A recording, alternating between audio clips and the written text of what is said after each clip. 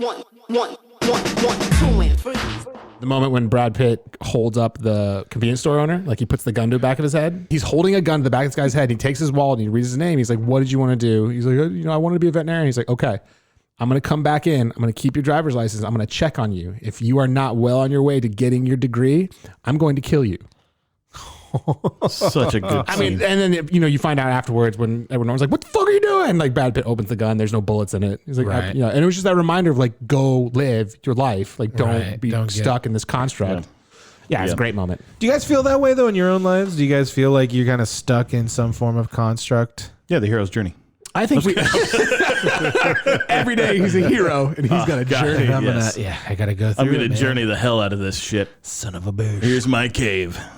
I just stay in my cave. I mean, for sure. My girlfriend sent me this great like little video, and it was basically like it's a personality test. These Enneagrams is what it's called, just like a personality kind of thing. But basically, it showed this dude in a business suit, and it was like it said this number. And it was like their first day of having an actual real job, and this dude was just standing in the ocean in his business suit, like letting the waves hit him. He looked so depressed. And I was like, I relate to this. Like, I do not enjoy, cubicles, the 9 to 5. That has never been something that has brought me any kind of comfort, anything. Right. I think a lot of people do enjoy the security and the routine. I get it. It was never for me. Nah. If I could make decent money doing anything, it wouldn't be sitting in a cubicle necessarily, but I do like that security. Yeah, I think a lot of people, having done having run my own business and done stuff where I couldn't guarantee tomorrow's paycheck, it was a nice turn to have an office job. yeah. No, I totally understand that. Yes, what do you have to say there, Grumps? I sympathize with both of your sentiment, but I think I lean more towards yours, Matt. Yeah. Thank you. I'm glad you've chosen wisely. I would prefer the path of doing my own thing if I could be secure in that, but that's rough. Well, and it comes down to relativity, doesn't it? Because security is relative to the person, right? Some people are perfectly fine just living on that edge.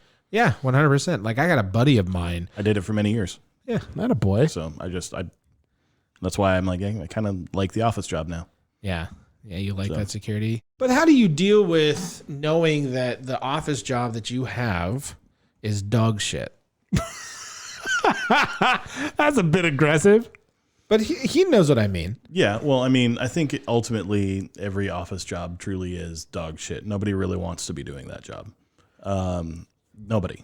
I guess my question for you, there though, might be a rare few people who just fucking thrive on that red stapler, But I don't really think I think that's the exception, not the rule. And I guess my question becomes, you and I have talked off air, the people that you potentially work with and those types of things are rough individuals, right?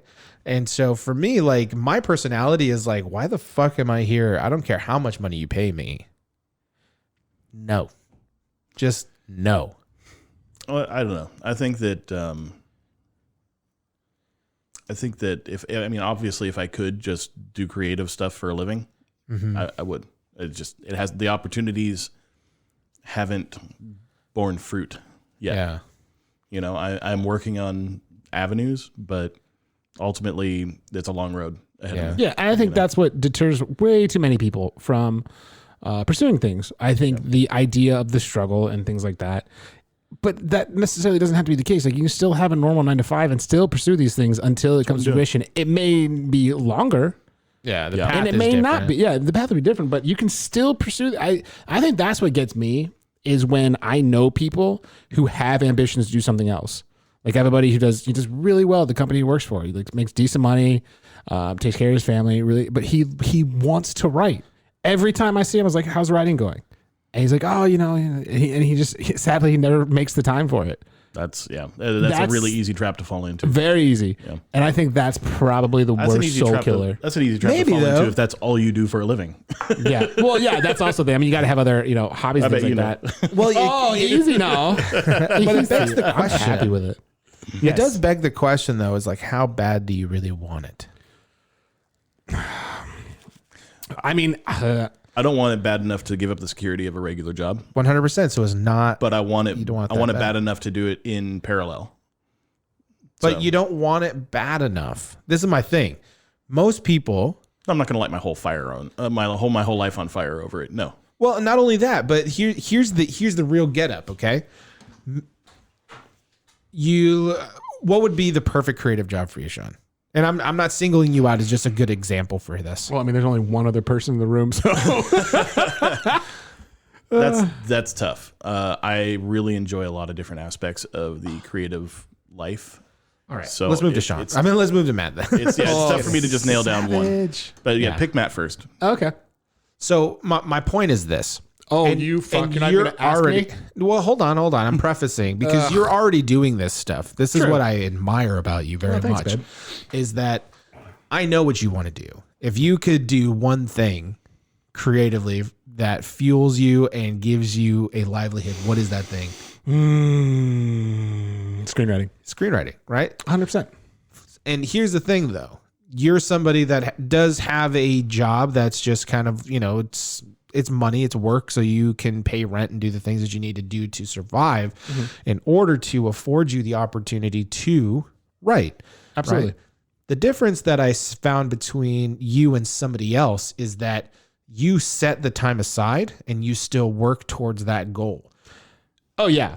And Most people do not do that. which is, strange to me. Like, and I get that people have families, like, for sure. But there's other, his name is David Keppelman. I can't remember which screenwriter it is. He created Billions. Okay. And some other, like, he first started screenwriting when he was married and had kids. He would get up at, I think, like 4 or 5 o'clock, and he would dedicate 2 hours every morning to writing. Like, it's just about making that time. And one thing that is maybe good, maybe bad, is I'm also willing to, like, really run my body into the ground. In order for it. Like, I will stay up until like 3 or 4 in the morning, get like 3 hours of sleep and go into work. If I'm in a good writing mode, I won't stop that. Like, I refuse to. Yeah, 100%. For me, if it doesn't fit in my morning, I won't do it later. If the inspiration strikes, but I have a very creative job that I get a lot of my soul points from in general, right? Right. But at the same time, I have dreams and aspirations of like directing my own feature and doing those types of things, and I'm working towards that space. But you are like, I'm very fortunate, and I'm knocking on wood that I get to stay in this position, but like I'm in my creative element. You seem very happy, which is a fun thing to finally fucking see. Yeah, man. Like I'm stoked with the work that I'm doing. I feel, excited about the work that I get to do, all those types of things. It may change over the next 8 months. I don't fucking know. But right now it's exactly all the stuff that I've been working towards, so I'm putting a lot of my energy in doing really well in that space. However, for you, it's nice because I don't think a lot of people really understand the amount of sacrifice and energy that you put into the task that you really want to accomplish. Because, for instance, Sean, right? Like, say, for instance, you really wanted to take a career in, I don't know, let's just use screenwriting as an example, right? I think the closest thing I'd probably be into is some level of production, like being a producer, like making sure that the shit gets done. Right. So fine. Let's take that into example. You have a 9 to 5 day job, right? And I'm doing a lot of assumptions here, but we'll take it as it is. Let's say you Let's wake play up. make believe. Let's say you wake up 9 a.m. You got to be at work This by is 10. make believe.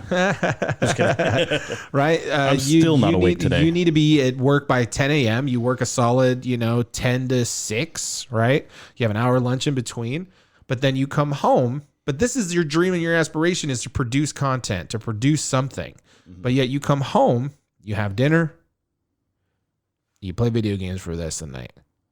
To me, that aspiration was not as strong as you want it to be. So it's not that important. Maybe it's in the back of your mind, So I think that Okay, so what's your point of this? My point is most just people to most make a pe- dig at me. No. My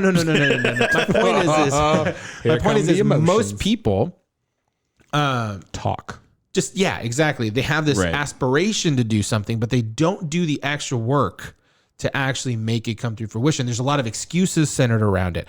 Well, I work 9 to 6 or whatever, I have this type of stuff. I got a lot of stuff I'm doing. I got a lot of other things that I'm doing. Right. But yeah, this is the thing that I really want to do. And there's a lot of things that get in the way of actually accomplishing the thing that they want to be doing. Right. This is the thing that I haven't heard from you, Matt. Like, there is not one that, like, you will ditch me in order to go right. Oh yeah. And that is the difference, right? And it doesn't bug me one bit. Yeah, because you know what I mean? understand. Because I get it, right? So for me, I think that I kind of am pursuing a little bit more of my creative life than I think is even I generally give credit to myself for, because I worked construction most of my life. Yeah. Jesus. I did. Since I could walk, my dad's been teaching me how to build houses. Right. And so, I tell people I'm 38. I've got 30 years of experience building houses. I can build a house from the ground up. I have labor. all of that knowledge. Nice. Cheap labor. And Hell yeah. And child labor laws were not the same in the 80s. Even if they were, they weren't. The fact of the matter is, I dropped that. I dropped basically a steady income that was mine, that I got to choose. Yeah. In a job that I ran for myself with employees that I hired, and I literally just gave it away because I got a job working somewhat like industry adjacent. I don't want to say industry adjacent because we work with production companies all the time. Right. I'm in the industry, and now I'm doing work that is creative work for that company, because I'm doing graphic design, I'm doing social media marketing, things like that. And in a way, I get to tell the story of our company and create imagery that is the face of the company. So I'm doing art. Yeah. And so that kind of fuels some of that creative need in my 9 to 5. Sure. Which I, chose over doing the your own construction and breaking my body all the time, which was my crutch. Yeah. And now when I am done with that and I get home, I'm also world building. I'm also telling stories. I've got 3 or 4 different avenues for creative storytelling and in writing and this is my point. And I hope you don't take just this thought experiment. This is a personal affront to me. Yeah, that's what I'm realizing. If I were about 150 pounds lighter, I would be leaping over this table at you. No, I'm just kidding. Go ahead. But it all, again, this is not an attack. This was just really a thought experiment to what I normally hear a lot of times. It's super common. Right. So most people I say said those words to you. Yeah. Well, and I've said the same to you. Like, I think at some point we've all done it, although I don't think Matt has, by the way. No, because I'm not a bitch. Oh my God. No, I think when you first met me, I was doing the construction and it was holding me up from pursuing more creative works because I could rely on it. Yeah. Yeah. And I want to say one thing, just to comment on what you said earlier. I get that I've had people in my life say, like, you've sacrificed a lot. You've sacrificed certain things. To me, But have you? yeah, here's the thing. I've never seen anything that I've done, whether it be like leave behind, this is gonna sound real bad, like, ex-girlfriends, when I moved and all those other things, I never saw it as a sacrifice because I always put this, like, my purpose, whatever you want to call it, first. I always do. I hate that fucking word, dude. I hate that fucking word in creative endeavors. Would you say that you were living your best life? No, I wouldn't even say I'm living my best life. real truth? Because I go through a lot of, emotional shit, dealing with like failure, whatever you want to call it. But I've never seen any time that I've invested into it as a sacrifice, which is always interesting when people, because in reality it kind of is. I'm sacrificing my time when I could be spending it with people and like doing other things. So I get it. But for me, it's never felt like a sacrifice. It's always felt like an investment. It's going to come back. It's going to pay around. But also it just brings me joy doing it. Well, and that's the interesting thing, right? Because language is really important as you're journeying into these types of endeavors. Is people outside that don't understand this creative life, they think about it as a sacrifice. Right. Or a hobby. Or something. They never take it as seriously as we should be taking it. Yeah, 100%. Yeah. To your point, I love the switch in terminology. It's not a sacrifice; it's an investment. Yeah, absolutely. That is a very powerful distinction. Thank you. It's my balls slapping against that comment. He has some very hefty balls, in case anybody's wondering. Very meaty. I watched a lot of reverberation. rabbits. It's so meaty. Yeah, and, you know, and we all kind of had them, right? We've all had those types of excuses that says I can't, and I should, and I shouldn't, and I wouldn't, and I do, and I don't. And Just didn't get around to it. you know, and there's always that delicate balance of like beating yourself up for not doing these things, but yet, you know, our culture tells us like, well, you need to have balance. You need to have balance. You need to balance out your life. You know. That's why I'm here tonight. It's like Jesus fucking Christ. Because this is my investment right here. Yeah. No, this is great. This It's emotional. Like it's emotional investment. It's like, you know, you give so much. Like this is the come around. But Yep. yeah, I mean, I fucking hate society for the most part. Like in all the constructs. As I've gotten people. older, All of you people as I've gotten listening, older, it's been Fuck, rough. no, I was kidding. Well, it's you start to realize the hypocrisy of what yeah. people say versus what people do versus the societal norms, and then the actual media extrapolation of those things. And I just get into this way of just like, fuck you, Preach. Yeah. You know, fuck you. Yeah. fuck you. You know, there's, you know, people keep preaching, you know, especially in jobs. It's like, you know, the security, you want to have it. You know, we've all seen these different things of like, oh, this is your, you know, this is how life goes. I think I saw one and it was Pearls Before Swine. And What does that mean? it's a comic. So it's a comic strip. And that's great. this one dude, the main kid, the little boy, or pig, I can't remember what it is. I think his pig is his friend, I think. Anyways, the pig comes up and he's got this like cardboard spaceship. And he's like, hey, do you want to go to Mars with me? And the friend was like, no, I can't. I got to do homework. And he's like, why? He's like, well, you know, I got to do homework so I can get good grades and then I can get into a good college. He goes, but why? Well, you know, after college, I need to work through that and get even more grades and I get a decent job. Okay, but why? He's like, well, you know, once you get a decent job, you can make good money and then you can have a family. Okay, but why? He's like, well, then you have a family and then you provide for them and then you have a legacy and then you die. And they both just stare at each other in the next panel. And the very last one is them like flying through imaginary Mars. It's so I want that printed and put on my wall. It's so good. That's what I on my want. face. Dude, It is that so is good. that is so good. Just that realization at the very end where they both just stare at each other. And then they Well, just and do that's it. the reason why I chose not to have kids, dude. To be absolutely. honest with you, No, absolutely. And like, no it's- offense to anybody having kids, but I mean, like, And I you're think that fucked. speaks to that machine aspect of like societal. It's like, you know, you just feed into it. You feed the machine, whatever you want to call it. But not really understanding that. And we've had this conversation before on this. People don't understand enough that they are going to die. I don't think people realize that enough. Yeah. And they It spend is something I think on the daily. Yeah. And they, I really do. Like, I'm like, you're gonna die. Is this what you want that's to because do? you stand up and you're out of breath. Yeah. No. I love you. Don't give me that face. Oh my god! I mean, here's the thing. If I die, it's because Gary beat the shit out of me. So that is a real thing. Oh, he looks so I mad. think I contemplate. Actually, Jesus Christ, man. It's because I love you. No, you know what's the saddest part about those types of statements is like there's a lot of truth behind them. Realizing that you're like a big enough dude that people are just like, you're probably gonna die of a heart attack. No, I never said that. You didn't have to, but that was subtextual. That was not even subtext. It's a joke. You said It was implied. It was very much implied, which I'm totally okay with. I'm not going to hate you about it, but probably it does, accurate. 100%. And, Oh, that's, 100%. and that's the point that I'm just like, God damn it, I got to lose some fucking weight. yeah. I mean, but you're also like, you exercise. I've exercised with you. You're much Yes. better. Like, you're much stronger and fitter than I am in that regard. Like, I don't think you're like, It takes a lot of strength to carry around an extra person all day. Oh. I should know because that's what I do. Yeah. Yeah. I literally am twice as big as I should be. anyways, I think people forget that we're going to die. He's like, and this is uncomfortable for me. No, it's not that it's He's like, uncomfortable. God, It's God that- the damn only it. skinny guy in the room is getting nervous. I know. He's like, where's David? Of course, I'm starting to look like a fucking corn on the cob. I mean, I was gonna say, I man, was you know. gonna say Christmas ham. Uh-oh. Rum ham. Rum ham, no. Put But yeah, I think brown that's- sugar in your cracks. Oh, buddy. Don't tease me with a good time. I think people really forget that. So they like will get stuck in these situations they don't want to be in because they think they're providing for something that never really comes. Yeah, because tomorrow comes too soon, and then it goes away, and the next day comes and goes, and then it's And just then eventually you don't get that next and day. then eventually you die, I read an interesting article. a having couple never months gone to back. imaginary Mars.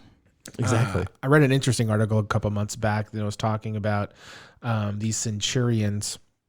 If you don't know what a centurion is, basically somebody that's lived life over 100 years old, and they were talking about the things. we're talking that about they Romans. I did too. regretted. They were talking about the things that they regretted the most. Yeah. and majority of them regretted the things that they didn't try to do. Oh, that shit breaks my heart, by the way. Bro, I Oh, was hearing that I is was just the like reading this worst. damn thing, and I was just like, oh. But it does beg the question, right? Like one of my biggest fears in life is getting to my deathbed and then looking back at the things that I didn't do or didn't try to do, and then it's just too late at that point. There's a he's a motivational speaker. Sorry, I'll let you go to the show. My bad. No, it's okay. But he has a great line where, or there's a couple lines. One of them, said the most intelligent place ever is a graveyard because there are ideas there that will never ever come to fruition because people didn't act on them. And then the other one he was talking about is like, do you want to be on your deathbed surrounded by the ghosts of your ideas all pointing at you and saying you were supposed to bring us to life? Why didn't you do it? Oh God, I want to cry. Right? I actually started getting a little emotional saying it. I'm starting to get a little watery here, man. Yeah, I mean, but it's a good reminder of like you're the only person. Go back to storytelling in general. Like you're the only person who can tell this story from your perspective.